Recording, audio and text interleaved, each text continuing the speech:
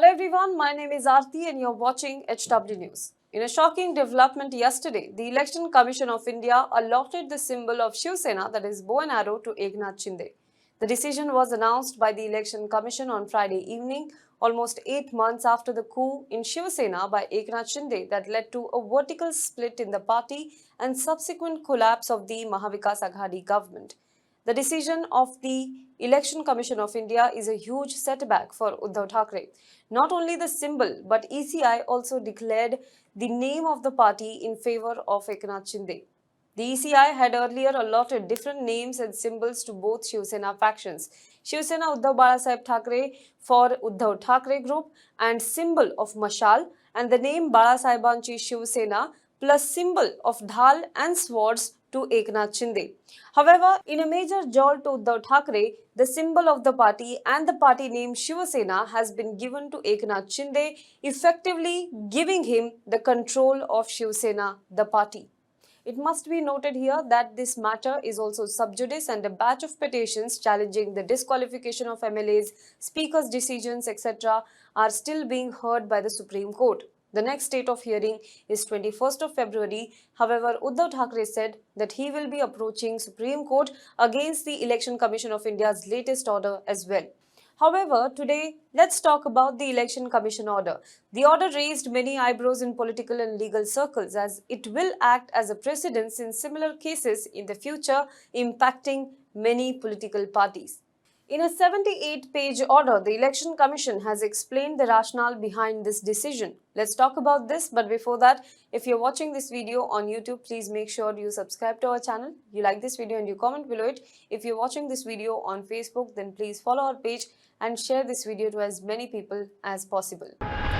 Now, the Election Commission of India stated that it has applied the tests mentioned in the 1971 Supreme Court judgment in Sadiq Ali versus Election Commission of India. In the Sadiq Ali case, it was held that in matters of disputes among groups of a political party, the test of majority support among the members of the organizational and legislature wings of the party was the critical test to decide the dispute. Now, following are the three tests and their application as per which the Election Commission of India made its decision. Number 1. Test of aims and objectives of the party constitution. As per the Eknath Shinde faction, the Uddhav Thackeray faction, by forming a coalition with parties of different ideologies, had deviated from the aims and objectives of the party, and that the same formed the core point of disagreement and disappointment in the rank and file, the office bearers and the elected representatives of Shivsena. On the other hand, the Uddhav Thackeray faction stated that the ideology of Shivsena as per Article 5 of the party constitution was that the party shall be committed to rational secularism, socialism and national integrity. Accordingly, the Uddhav Thackeray faction submitted that they had not departed from the ethos of the party. Regarding this test, the Election Commission of India found that the test could not yield any effective outcome as both the sides claimed adherence to the aims and objectives of the party, and therefore the ECI held, and I quote, "The application of this test will render an inconclusive answer for the purpose of adjudicating the present dispute." Number 2. Test of party constitution. While arguing on the test of party constitution, the Eknath Shinde faction submitted that the test of the constitution of the party could not be relied upon as the constitution of Shivsena was amended in the year 2018 and it was undemocratic. The Uddhav Thackeray faction, on the other hand, argued that a rival factional group emerging within a political party and claiming to be that party had to do so within the framework of the party constitution. Further, the Thackeray faction also stated that if the Shinde faction did not approve of the party constitution, which had been amended in 2018, they could establish their own political party.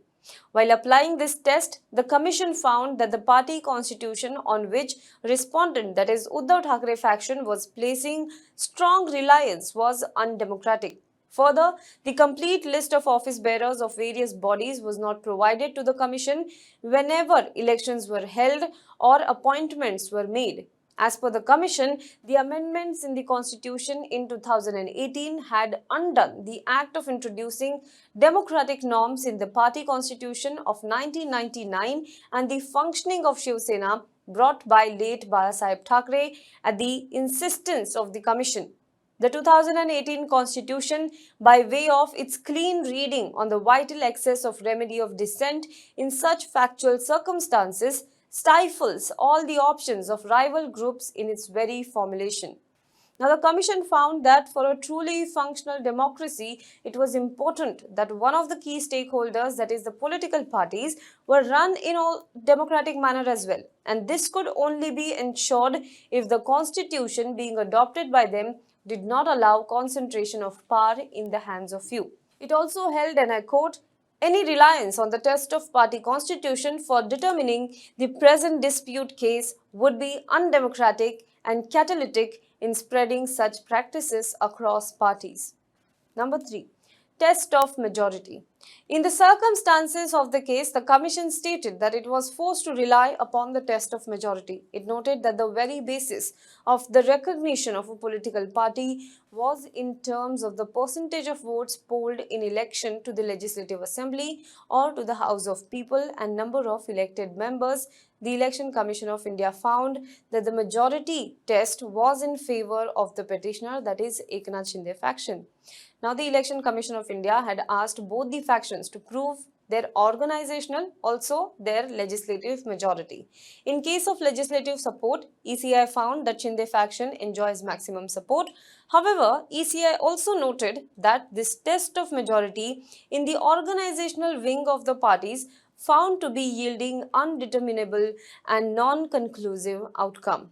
The Election Commission of India, after applying these tests, noted that the following outcomes had been revealed, and there are 5 of them.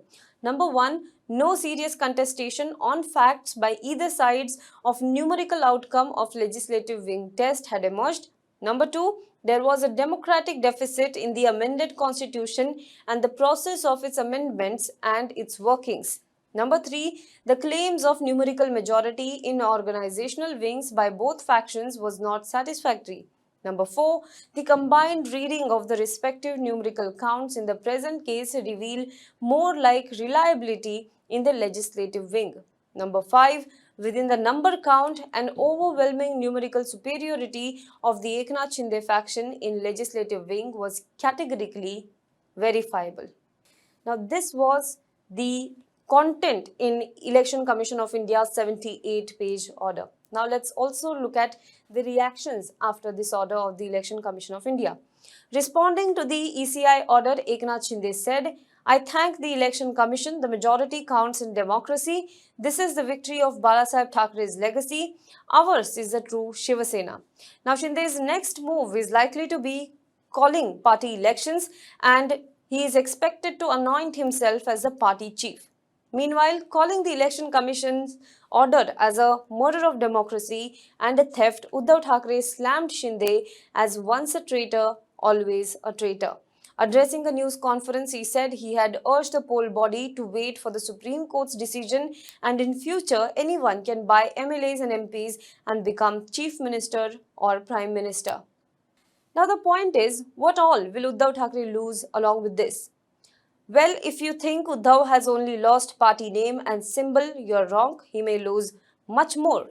If ECI decision is implemented, Uddhav Thackeray will lose all the properties registered in the name of Shivsena, the party. According to ADR data, as of 2019-20, Shivsena has FDs worth 148.46 crore rupees and immovable assets worth 186 crore rupees. Now, the Shinde group will have the responsibility of the treasurer as the real Shivsena. His signature will be recognized for financial transactions on behalf of the party. Shivsena has offices at 82 places in Maharashtra, and sources have also said that in his will, Balasaheb Thackeray named the first floor of the 3-story building of Matoshri, where the Thackeray's live in Mumbai, in the name of Jaidev Thackeray, his son, and the second and third floors in the name of Uddhav Thackeray. However, the ground floor of this Matoshri residence was kept in the name of Shivsena, the party. Now, Uddhav Thackeray may also lose the ownership of the ground floor of Matoshri building, his official residence. After all of this, Uddhav Thackeray has now called for a meeting and Thackeray Group MPs and MLAs are now huddled at Matoshri. A huge crowd of Thackeray supporters has also flocked his residence to show their support. And Uddhav Thackeray has addressed the supporters from atop his vehicle. Now, this also has a bit of historical significance, but we'll keep that topic for another day. In light of the upcoming BMC elections, the Election Commission of India's decision may prove to be very, very crucial.